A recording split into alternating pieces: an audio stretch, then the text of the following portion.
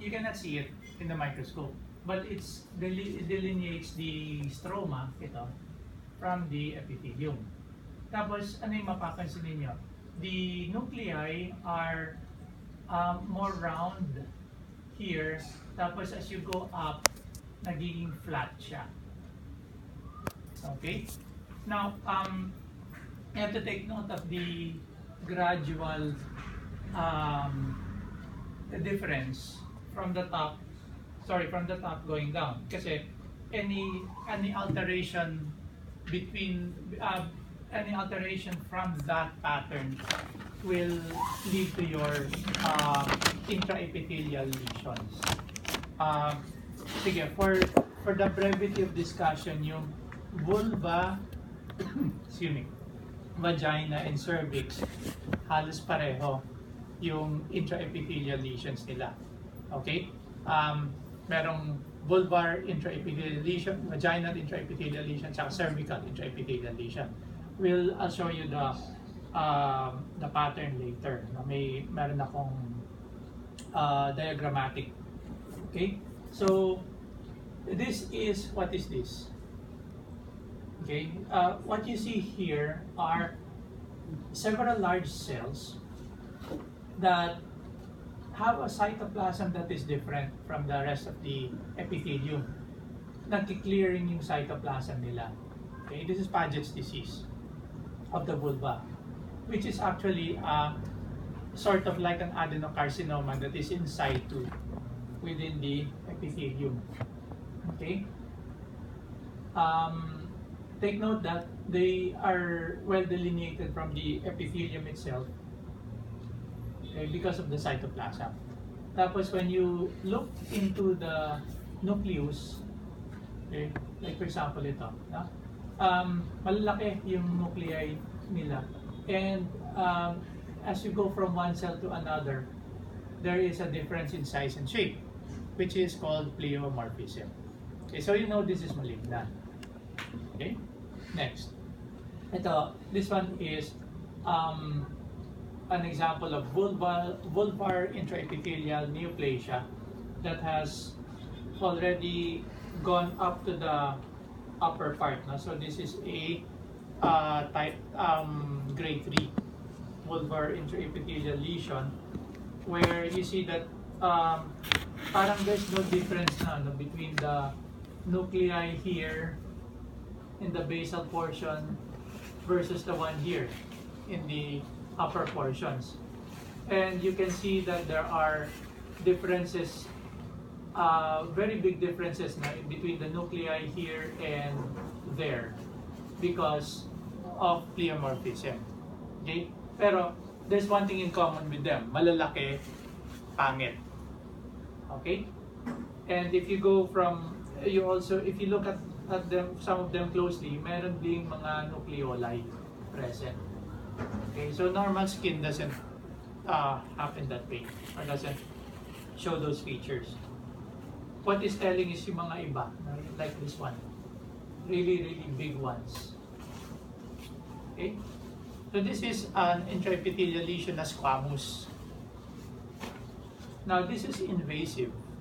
Okay, nakikita nyo na nakain na yung normal structure, wala na yung skin niya. What you see actually are nests, irregular nests and sheets of the malignant cells, and they're all over. Okay, nakikita ninyo na kumakalat siya kasi they're forming these irregular nests and they're infiltrating, parang talagang they're invading into the stroma. Okay, that's the feature of any carcinoma, whether it's adeno or squamous. Okay, and then these are called what? Keratin pearls. Okay, these are the ones that tell you that it's well differentiated. Okay, pag squamous cell carcinoma of the vulva, it's well, moderately, and poorly differentiated. Okay, now it's well differentiated if you have keratin pearls like that. That means active ang keratinization nila. Okay, now let's go to the vagina. we won't be able to take up everything. So this is what I think are important for you to know. Okay. The vagina, again, is stratified squamous epithelium, but it's non-keratinizing kasi nasa loob na siya. Okay? Again, you'll have an orderly maturation, no? Flattening of the nuclei up there in the surface, and then more rounded nuclei here sa bottom. Okay? Ganun din yung pattern wherever. Now, this is the diagrammatic. So, normal, okay, you see the normal maturation, rounded here towards the basement membrane going up, nagiging flattened na siya. Okay? You also see a difference in the nuclei. Ito yung parang gray dito. This is one cell. Okay? So, the cells are more round here, tapos nagiging flat siya. Okay? The nuclei become smaller as you go up. Pag CIN1, pag CIN, you divide the epithelium theoretically into thirds. Okay? The lower third, the middle third, and the upper third. Kapag CIN1, it involves only the lower third, not more than the lower third. Okay? In CIN2, grade 2, it involves the middle third.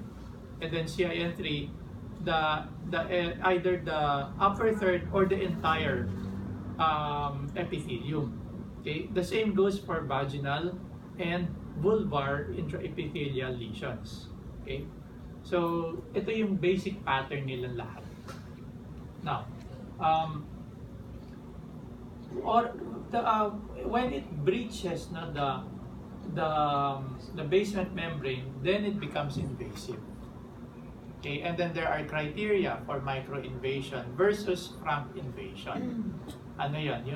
Yung sa microinvasion is at least for the cervix, okay, is 7 millimeters in spread and 1 millimeter in depth.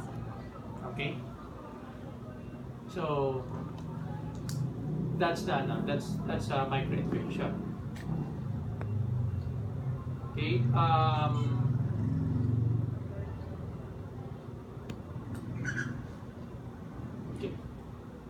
Now, we go to the cervix, okay? Again, stratified squamous epithelium, but there is no keratinization. And there's another epithelium present, which is your endocervical epithelium. And this consists of one layer of columnar epithelium, which is mucinous. And the nuclei are oriented at the basement membrane, or close to the basement membrane. Kung ano na siya, kung iba-iba na yung position niya, then there's something wrong already. Okay? At tawag dito, picket fence pattern.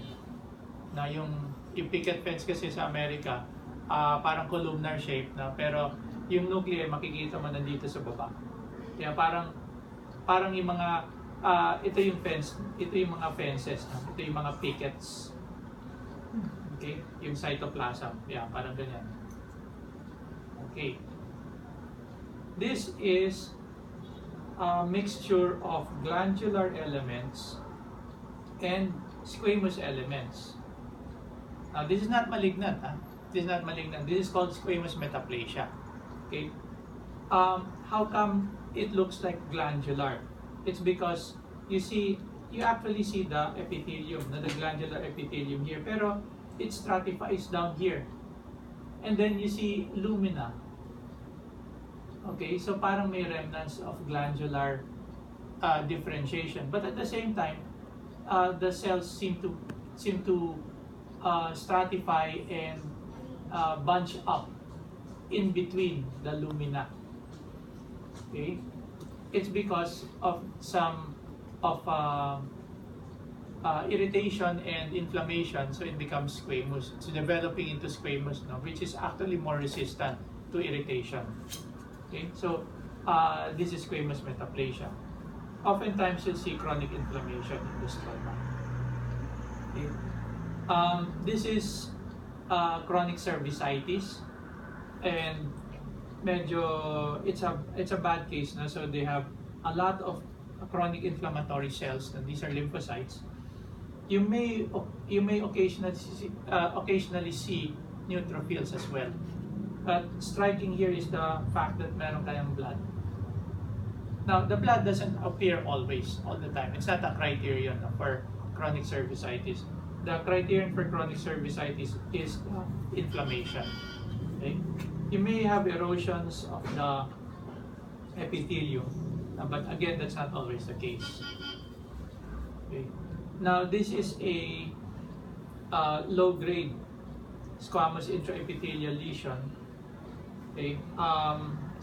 Low-grade cervical intraepithelial neoplasia. No? So probably mga grade 1 to 2.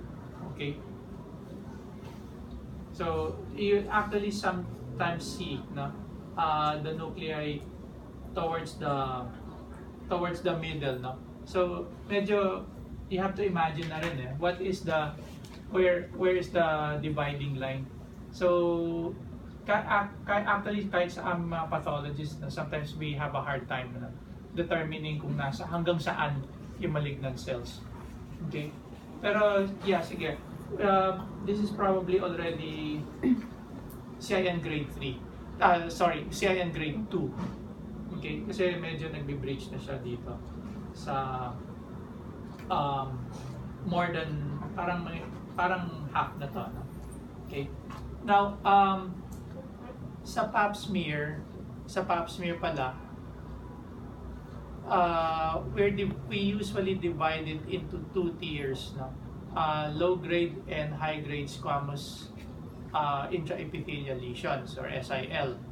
Okay, yung equivalent ng low grade SIL is CIN1, and the equivalent of high grade SIL is CIN2 and 3.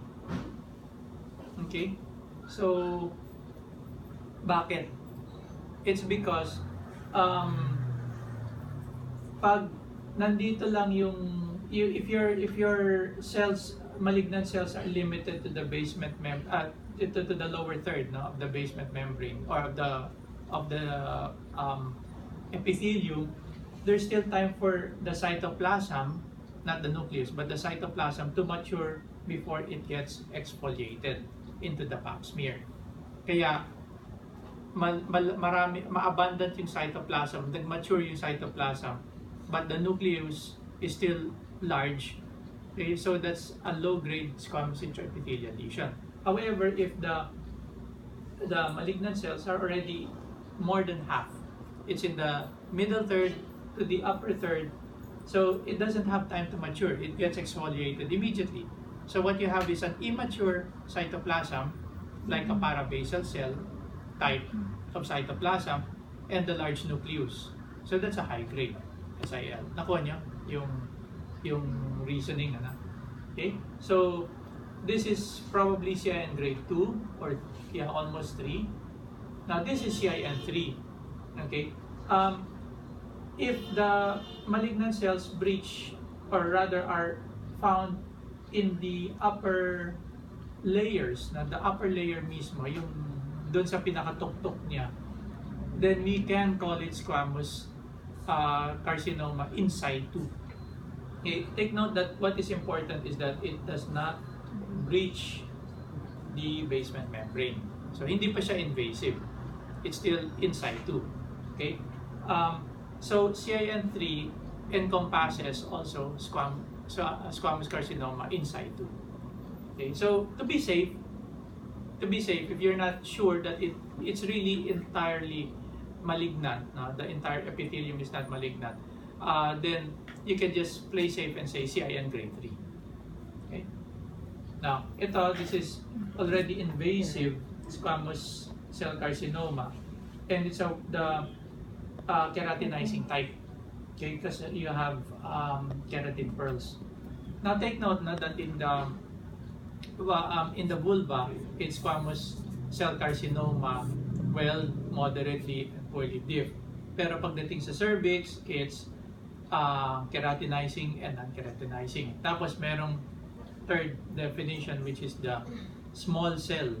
Okay, in small cell, it's a different matter altogether kasi some of them tend to be neuroendocrine.